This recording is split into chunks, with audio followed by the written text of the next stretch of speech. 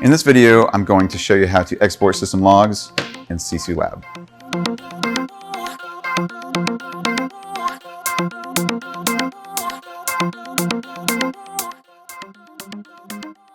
So if you're talking to support and they ask for a system log, this is what they're asking for. It's actually really simple to get it.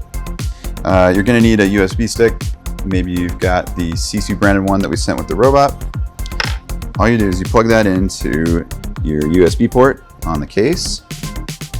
You go into your hamburger menu, you click system log, and it's already named. You want to select that USB drive, which is my D drive. There we go. You say save, and boom. That's all it is.